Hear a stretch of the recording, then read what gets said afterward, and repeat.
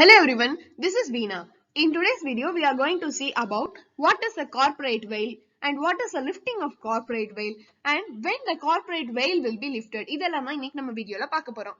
வீடியோக்குள்ள போறதுக்கு முன்னாடி நம்ம சேனலை சப்ஸ்கிரைப் பண்ணாதவங்க சப்ஸ்கிரைப் பண்ணிக்கோங்க. First, what is a corporate veil? Corporate veil na enna? It is a legal concept which separates the actions of an organization to the actions of the shareholder.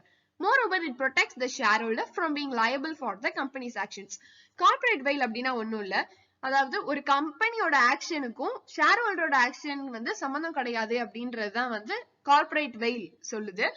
அது மட்டும் இல்லாம கார்ப்பரேட் வெயிலோட advantage என்ன அப்படின்னா it protects the share holder from being liable for the companies action. ஒரு company ஏதோ ஒரு தப்பான விஷயம் பண்றப்போ அதுக்கு வந்து ஷேர் ஹோல்டர் லயபிள் அப்படின்னு சொல்ல முடியாது. அந்த டைம்ல கார்ப்பரேட் வெயில் வந்து நம்ம யூஸ் பண்ணிக்கலாம். இப்போ next what is lifting of corporate veil? எப்போ லிஃப்ட் ஆகும் நம்ம பார்க்கல. லிஃப்டிங் ஆஃப் கார்ப்பரேட் வெயில்னா என்னன்னா இப்ப பாக்குறோம். It means ignoring the fact that a company is a separate legal identity and has a separate identity. That means a corporate personality. ஒரு company வந்து corporate personality இருந்தாதான் அது கம்பெனி. அந்த அந்த ஃபேக்ட வந்து இக்னோர் பண்றப்பதான் வந்து கார்ப்பரேட் வெயில் வந்து லிஃப்ட் ஆகும் அப்படின்னு சொல்றாங்க. அததான் வந்து லிஃப்டிங் ஆஃப் கார்ப்பரேட் வெயில்னு சொல்றாங்க. This concept disregards the separate identity of the company. அதாவது ஒரு கம்பெனியோட செப்பரேட் ஐடென்டிட்டியை டிஸ்ரிகார்ட் பண்ணிட்டு எதை பாப்பாங்கன்னா looks behind the true owners who are in control of the company. யார் உண்மையான ட்ரூ ஓனர், யார் உண்மையாவே அந்த கம்பெனிக்கு கண்ட்ரோலரா இருக்காங்க அப்படிங்கறத பாக்குறது தான் வந்து லிஃப்டிங் ஆஃப் கார்ப்பரேட் வெயிலோட கான்செப்ட். இப்போ நெக்ஸ்ட் எப்போ வந்து கார்ப்பரேட் வெயில் will be lifted அப்படின்னு பார்க்கலாம். அதுக்கு சில கேஸ் லாஸ் இருக்கு. கேஸ் லாஸோட பார்க்கலாம். First, determination of enemy character. enemy character அப்படின்னா என்ன, எந்த மாதிரி டைம்ல determination of character பாப்பாங்க அப்படின்னு பார்க்கலாம். இந்த கேஸ்ல Daimler Company Limited versus Continental Tire and Rubber Company Limited. இந்த கேஸ்ல Continental Tire and Rubber Company அது எங்க இருக்கு அப்படின்னா இங்கிலாந்துல தான் சிச்சுவேட் ஆயிருக்கு. பட் ஆனா இந்த கம்பெனியோட ஓனர்ஸ் ஷேர் ஹோல்டர்ஸ் எல்லாருமே ஜெர்மன் சிட்டிசன்ஸா தான் இருக்காங்க. இந்த கம்பெனி டேம்லர் கம்பெனிக்கு டேம்லர் கம்பெனினா ஒரு வெஹிக்கிள் ப்ரொடியூஸ் பண்ற கம்பெனி, மேனுஃபேக்சரிங் கம்பெனி எல்லாருக்குமே தெரியும். அந்த கம்பெனிக்கு ரப்பர் அண்ட் டயர் வந்து சப்ளை பண்ணிட்டு இருந்திருக்காங்க. ஆஃப்டர் த வேர்ல்டு வார்க்கு அப்புறம் ஜெர்மனும் இங்கிலாண்டும் எனிமி கண்ட்ரீஸா டிக்ளேர் ஆயிருது. சோ அதுக்கப்புறம் என்ன நடக்குது அப்படின்றதா இந்த கேஸ்ல நம்ம பார்க்க போறோம். ஃபேக்ட்ஸ் ஆஃப் த கேஸ் பாக்குறப்போ Continental Tire and Rubber Company was incorporated in England, but the shareholders of the company, except one, and also all the directors were Germans residing in Germany. Continental Tire and Rubber Company Limited supplied tires to the Daimler Company, but it was concerned with making payment to Continental Tire and Rubber Company of Germany during World War II. The England court decided that Daimler should not trading with Continental Tire and Rubber Company as it was a German company. This case has been decided in the light of the concept of lifting up of corporate veil. அதாவது அது enemy company அப்படின்னு declare பண்ணிடுறாங்க. So அதுக்கப்புறமும் அந்த company கூட நம்ம trade வச்சுக்கலாமா அப்படின்றதுதான் இந்த கேஸோட ஃபேக்ட். இப்போ ப்ரொவிஷன் ஆஃப் லால பார்த்தோம்னா the concept of lifting of corporate veil says that a company will be regarded as having enemy character if the persons having de facto control of the company are resident of enemy country or whenever they are acting on instruction of enemy. Therefore, there should be lifting of corporate veil. Actually, அந்த company வந்து enemy country ஓட company தான். So அப்படின்றப்ப அவங்க சொல்றதா அந்த company workers will do. So அந்த டைம்ல அவங்களுக்கு enemy character தான் இருக்கும் அப்படின்னு சொல்றாங்க provision of lawல. இப்போ conclusion என்ன பார்க்கறப்போ during the period of war, the concept of lifting up of corporate veil shall be applied to find the enemy factor in the company. Once it can be found out, then the company is restricted to trade with the other company of that country.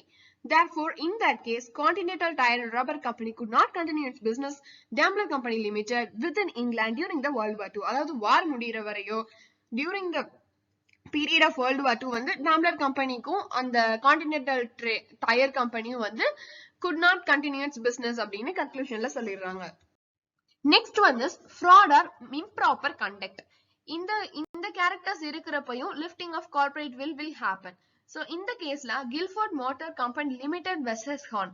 இந்த கேஸ்ல என்ன நடக்குது அப்படின்னு பாக்குறப்போ Horne அப்படின்றவரு Gilford company லிமிடெடோட managing டைரக்டரா he is working. So after that என்ன நடக்குது அப்படின்னு இந்த கேஸ்ல பார்க்கலாம். ஃபேக்ட்ஸ் ஆஃப் த கேஸ் என்னன்னு பாக்குறப்போ அவர் அந்த கம்பெனில மேனேஜிங் டைரக்டரா ஒர்க் பண்ணிருப்பாரு. அந்த அவர் ஒர்க் பண்ற டைம்ல என்ன அக்ரிமெண்ட் பண்ணிருப்பாங்க அப்படின்னா, நீ வேலை பார்த்துட்டு வேலை முடிச்சுட்டு நீ அதாவது ஒருவேளை நீ வேலையை விட்டு போறியோ இல்ல நாங்க அனுப்புறோமோ அந்த டைம்ல நீ எங்கள்கிட்ட வர்ற கஸ்டமர்ஸ் கூட எந்த ஒரு தொடர்பும் இருந்துக்க கூடாது அப்படின்னு சொல்லிட்டு அவங்க அக்ரிமெண்ட் போட்டிருப்பாங்க. அதுக்கப்புறம் வந்து அவர் என்ன பண்றாரு அப்படிலாம் இப்ப பார்க்கலாம். Facts of the case: Mr. D.B. Horn was formerly a managing director of the Guilford Motor Company Limited. His employment contract stipulated a clause. என்ன clause அப்படின்னு பார்க்கறப்போ, not to solicit customers of the company if he were to leave employment of the Guilford Motor Company. Mr. Horn was fired. Thereafter, he set up his own business and undercut Guilford Motor Company's prices. He received legal advice saying that he was probably acting in breach of contract. So he set up a company. ஒரு company set பண்றாரு. JM Horn and Company Limited அப்படின்னு சொல்லிட்டு, in which his wife and a friend called Mr. Howard were the sole shareholders and directors of the company. They took over Horn's business and continued it. Mr. Horn sent out flyers saying, என்ன சொல்றாருன்னா, the company had no such agreement with Guilford Motor about not competing. நீ இந்த மாதிரி competition எல்லாம் இருக்க கூடாது நம்ம ரெண்டு பேருக்கும், அந்த மாதிரி எந்த ஒரு அக்ரிமெண்ட்டுமே போடல அப்படின்னு சொல்றாங்க. The question arose whether Horn violated his non-compete clause by setting up his own competing company or not. அதாவது சொந்தமா இந்த மாதிரி ஒரு கம்பெனி ஆரம்பிச்சதுனால அவர் ஆல்ரெடி போட்ட அந்த நான்-கம்பெட்டிங் கிளாஸை வயலேட் பண்ணிருக்காரா அப்படின்றதா இங்க கொஸ்டின். Provision of law என்னன்னு பாக்குறப்போ, this case relates to the lifting of corporate veil because of the characteristic of separate legal entity is misused. Accordingly, if the purpose of incorporation of the company is to do fraud or to contravene any law or to avoid any legal obligations arising by the way of contract or any legal activity, then there is lifting of corporate veil and that particular person or persons are liable for punishment. இந்த provision of lawல என்ன சொல்றாங்கன்னா, corporate veil எப்போ lift ஆகுது அப்படின்னு பாக்குறப்போ, அந்த separate legal என்டிட்டியோட character வந்து misuse பண்றப்போதான் lift ஆகுதுன்னு சொல்றாங்க. அது மட்டும் இல்லாம இன்கார்பரேஷன் ஆஃப் கம்பெனியோட பர்பஸ் என்னவா இருக்கக்கூடாது அப்படின்னா, ஃப்ராடாவோ இல்ல சட்டத்தை மீறதாவோ இல்ல லீகல் ஆப்ளிகேஷன் அவாய்ட் பண்றதுக்காகவோ ஏதோ ஒரு கம்பெனியை வந்து இன்கார்பரேட் பண்ணாங்கன்னா அதெல்லாம் தப்புன்னு சொல்றாங்க. Conclusion என்ன பாக்குறப்போ, if the purpose of the incorporation of the company is to defeat law or to avoid legal obligation, then there is lifting of corporate veil. இந்த கேஸ்ல Mr. D.B. Horn have formed a company, JM Horn and Company Limited. எதுக்காக அவர் open பண்றாரு அப்படின்னு பாக்குறப்போ, just to avoid his legal obligation arise from his contract with Guilford Motor Company. அந்த contract வந்து legal application avoid பண்ணணும்ன்றதுக்காக மட்டும்தான் அவர் அந்த கம்பெனியை வந்து ஆரம்பிக்கிறாரு. So yes, Mr. D.B. Horn had violated his non-compete clause even if writing clause of the non-competing with Guilford Motor too.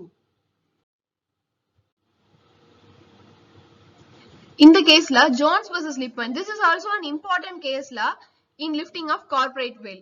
இந்த case லால என்னன்னு பாக்குறப்போ, Lipman has owned a land. லிப்மனுக்கு சொந்தமா ஒரு இடம் இருக்கு, அதை வந்து ஜான்ஸ்க்கு நான் விக்கிறேன் அப்படின்னு அவர் ரெண்டு பேரும் அக்ரிமெண்ட் போட்டிருக்காங்க, ஓகே அப்படின்னு சொல்லிட்டு. பட் ஆஃப்டர் தட் லிப்மன் வந்து அவர் அந்த இடத்துல விக்கிறேன் அப்படின்னு சொன்ன இடத்துல ஒரு கம்பெனி ஸ்டார்ட் பண்றாரு. அது ஜான்ஸ்க்கு தெரியற வரப்போ அவர் கோர்ட்ல கேஸ் ஃபைல் பண்றாரு. சோ இந்த கேஸ் பத்தி இப்போ நம்ம பார்க்கலாம். Lipman owned a land and agreed to sell it to Mr. Jones. Pending completion of the formalities of the deal, இன்னும் கொஞ்சம் மட்டும் தான் பெண்டிங், அந்த ஃபார்மாலிட்டிஸ் முடிறதுக்கு இன்னும் கொஞ்சம் மட்டும் தான் இருந்தது. அந்த டைம்ல என்ன பண்றாரு, mister Lipman sold land to a company, ஒரு கம்பெனிக்கு அதை விக்கிற மாதிரி விக்கிறாரு. பட் ஆனா உண்மையில என்னன்னா, which he had incorporated with a nominal capital of 100 and of which he and the clerk were the only shareholders and directors of that company. அந்த கம்பெனியோட எல்லாமே அவராதான் இருக்காரு, அதாவது அவரோட கிளர்க்கும் தான் இருக்காங்க. யாரா, டைரக்டராவும் ஷேர்ஹோல்டர்ஸாவும். when Mr. Jones heard about it, he filed a court case against Lippmann. இது வந்து ஜான்ஸ்க்கு தெரியற வர்றப்போ அவர் வந்து லிப்மன் மேல ஒரு கேஸ் ஃபைல் பண்றாரு.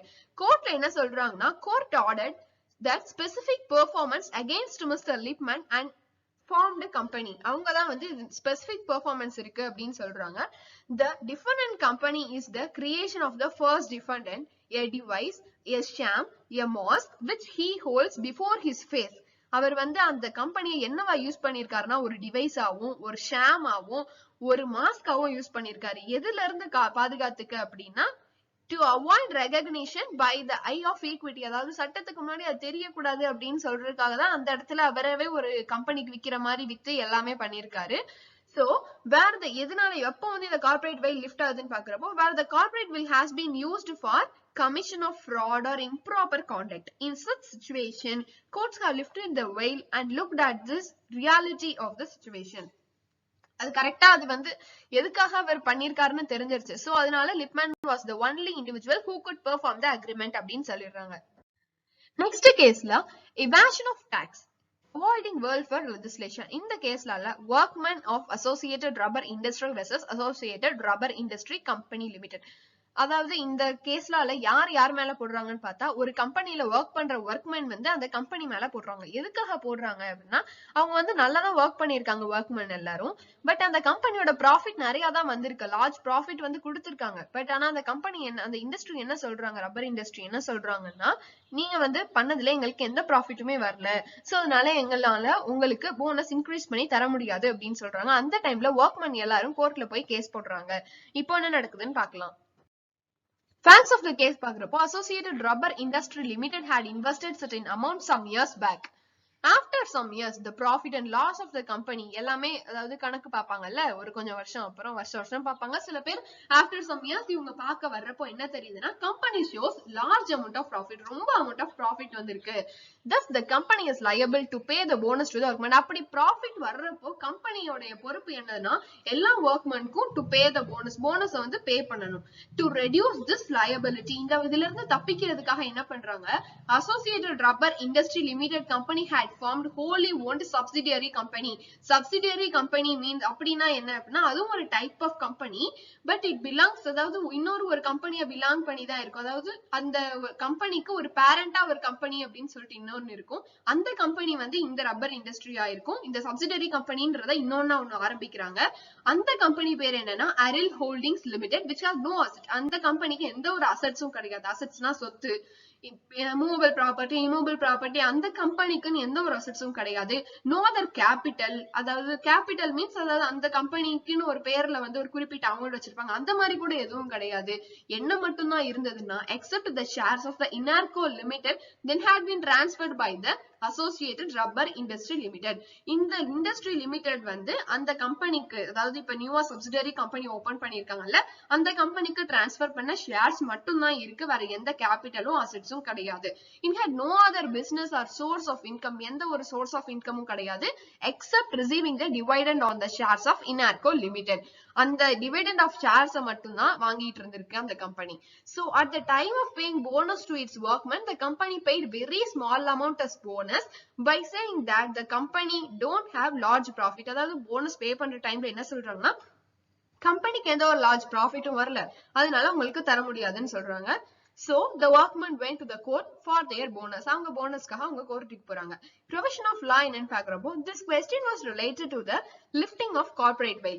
Accordingly, if the sole purpose of the formation of company is just to avoid or reduce legal obligation of the company, then there should be the lifting of corporate veil and the company is liable to pay his legal duty. அதாவது அந்த company வந்து நியூவா open பண்ண company எதுக்கு open பண்ணிருக்காங்கன்னா legal ஆப்ளிகேஷன்ல இருந்து தப்பிக்கிறதுக்காக மட்டும் தான் open பண்ணிருக்காங்க. சோ அந்த டைம்ல கார்ப்பரேட் வெயில் வந்து லிஃப்ட் ஆகிருக்கு.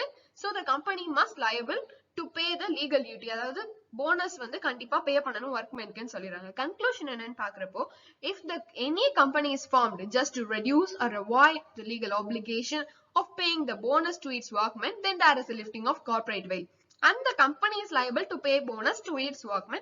So in this case also the company Associated Rubber Industry Limited is liable to pay bonus to its workmen as the company have earned large profit. அந்த கம்பெனி தான் நிறைய profit earn பண்ணிருக்குன்னு தெரிஞ்சிருச்சு. So அதனால கண்டிப்பா ஒர்க்மேனுக்கு அவங்களுக்கு போக வேண்டிய போனஸ் கொடுக்கணும் அப்படின்னு சொல்லிட்டு கன்க்ளூஷன்.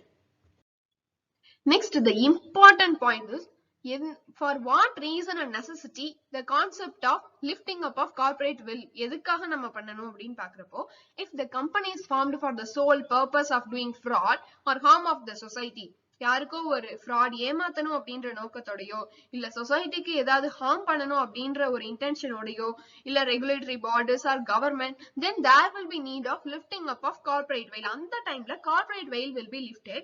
எதுக்காக அப்படின்னா to find the real beneficiary or culprit or purpose of the company. So if you guys really like this video, please do like, share and subscribe my channel, and don't forget to click the bell button to get notified. Thanks for watching.